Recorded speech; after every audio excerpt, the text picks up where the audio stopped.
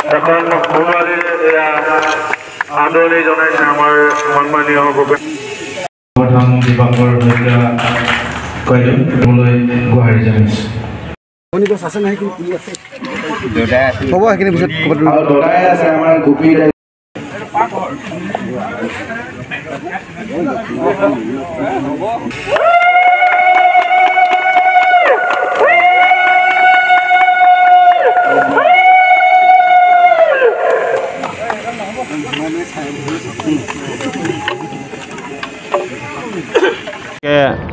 ধন্যবাদ জনাইছো সৰ্বপ্ৰথমে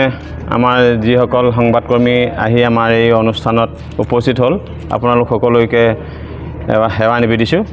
আৰু আমি এই ৫ নং বুঢ়ীদিহিং পৰিষদীয় সমষ্টিৰ আমাৰ যি সোণোৱাল কছাৰী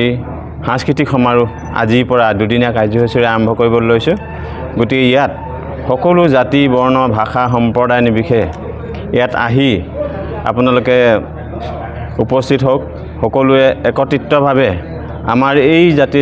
সোণোৱাল কছাৰী সংস্কৃতিটো যাতে আগুৱাই নিয়াৰ ক্ষেত্ৰত সহযোগিতা হয় তাকে আপোনালোকৰ ওচৰত কামনা কৰিছোঁ আৰু আমাৰ ইয়াত সোণোৱাল সংস্কৃতিৰ লগত সংগতি ৰাখি আমাৰ যিখিনি পুৰণি ঐতিহাসিক কিছুমান আপোনাৰ আৰ্হিঘৰ আছিল ঢেকীহাল ভঁৰাল বাইথস্থান এইবিলাক কেনেদৰে আছিল পুৰণি কালত সেইবিলাক ইয়াত মানে প্ৰদৰ্শন কৰা হৈছে গতিকে সকলোকে আহি আমাৰ এই কাৰ্যসূচীত ভাগ ল'বৰ কাৰণে অনুৰোধ জনালোঁ বিভিন্ন ধৰণৰ ইয়াত কাৰ্যসূচী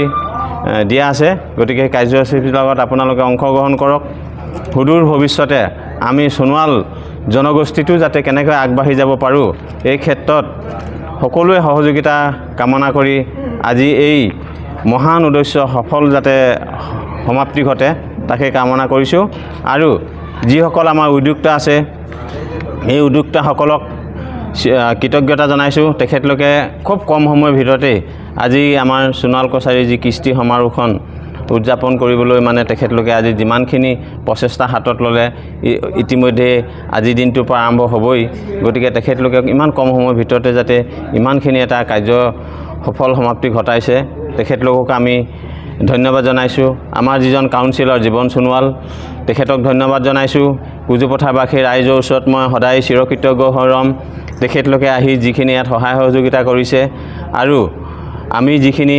নজনা কথা ইয়াত জানিবলৈ আমি চেষ্টা কৰিম আৰু যিখিনি আমাৰ ইয়াত সংস্কৃতি মানে প্ৰদৰ্শন কৰা হ'ব কাইলৈ গায়ন বায়নৰ পৰা আদি কৰি হুগ্ৰা নৃত্য বা আমাৰ বহুৱা নৃত্য লেচেৰি হাইডাং হুঁচৰি ঢোল চুঙাবাদন ইত্যাদিবিলাক আমাৰ ইয়াত কাৰ্যসূচীত আছে গতিকে আমাৰ কণ কণ ল'ৰা ছোৱালীবিলাকে সেইখিনি শিকিবলৈ পাব দেখিবলৈ পাব গতিকে এইখিনি যাতে সফল সমাপ্তি ঘটে তাকে কামনা কৰি আপোনালোকৰ ওচৰত সেৱা নিবেদিছোঁ ধন্যবাদ সাংস্কৃতিক প্ৰেমী ৰাইজ আৰু আজি সৰ্বপ্ৰথমে সংবাদকৰ্মীসকলক মই ধন্যবাদ জ্ঞাপন কৰিছোঁ আমাৰ আজি আপোনালোকে জানে যে কি সোণোৱালসকল হৈছে অসমৰ তৃতীয় বৃহত্তম জনগোষ্ঠী আৰু সোণোৱালসকলৰ যি কৃষ্টি সংস্কৃতিসমূহ আছে এইখিনি পুনৰুদ্ধাৰ আৰু ৰক্ষণাবেক্ষণৰ বাবে লগতে প্ৰসাৰতাৰ বাবে আচলতে সোণোৱাল কছাৰী স্বায়ত্তশাসিত পৰিষদ ডিব্ৰুগড় অসম ৫ নং বুঢ়ীদিহিং পৰিষদীয় সমষ্টিৰ উদ্যোগত আজি এই সোণোৱাল কছাৰী জনগোষ্ঠীয় কৃষ্টি সমাৰোহ নামৰ দুদিনীয়া বৰ্ণাঢ্য কাৰ্যসূচীৰে কুজুপথাৰ প্ৰেক্ষাগৃহত কুজুপথাৰ গাঁৱত তিনিচুকীয়া অসমত আচলতে এই অনুষ্ঠানটো আয়োজন কৰা হৈছে আৰু বিশেষভাৱে কোৱা হৈছে যে কি ৰক্ষণাবেক্ষণ পুনৰুদ্ধাৰ আৰু প্ৰসাৰতাৰ বাবে আচলতে এই যে অনুষ্ঠানটো আয়োজন কৰা হৈছে ইয়াৰ লগতে সংগতি ৰাখি আমাৰ যি কৃষ্টি সংস্কৃতিসমূহ আছে ইতিমধ্যে আমাৰ আজি প্ৰতিযোগিতা হিচাপে বিভিন্ন আছে মই এবাৰ আপোনালোকৰ জ্ঞাতাৰ্থে জনাই দিব বিচাৰিছোঁ আইনাম কোলাবুৰী নাচ লেচেৰি বিহু আপেচৰা সবাহৰ নাম হুঁচৰি তাৰপিছত ঢোলচুঙা বাদন ফুলকৰ মণিকৰ গীত সোণোৱাল কছাৰী কথিত ভাষা নিচুকনি গীত সোণোৱাল কছাৰী পৰম্পৰাগত সাজপাৰ আৰু বহুৱা নাচকে প্ৰমুখ কৰি আকৌ অহাকালিলৈ আকৌ দুটা প্ৰতিযোগিতা ৰখা হৈছে সেই দুটা প্ৰতিযোগিতা হৈছে হগ্ৰা নাচ আৰু সোণোৱাল কছাৰীসকলৰ যি আপুৰুগীয়া লগ বিহুৰ এই দুয়োটা প্ৰতিযোগিতা হিচাপে ৰখা হৈছে তাৰোপৰি গায়ন বায়নৰ এক বৰ্ণাঢ্য অৰ্থাৎ নান্দনিক দৃশ্যাংক কালি দিনটোত আপোনালোকে দেখিবলৈ পাব লগতে সাংস্কৃতিক সন্ধিয়াৰ বিশেষভাৱে আমাৰ সোণোৱাল কছাৰীৰ অতি জনপ্ৰিয় ডিকি সোণোৱাল আৰু উৰ্মি সোণোৱালৰ লগতে লোকেল ছিংগাৰ আমাৰ সীমান্ত বৰুৱাৰ লগতে আৰু ঘনকান্ত সোণোৱালৰ লগতে পিষ্টা টিকাৰী আহিব আৰু সকলোৱে আচলতে এই সাংস্কৃতিক সন্ধিয়াৰ যে মুখ্য আকৰ্ষণ আটাইকেইগৰাকী সংগীত শিল্পীৰ গীতত আমি সকলোৱে আনন্দ ল'ম আৰু আপোনালোকৰ উপস্থিতিৰ আমি কামনা কৰিছোঁ।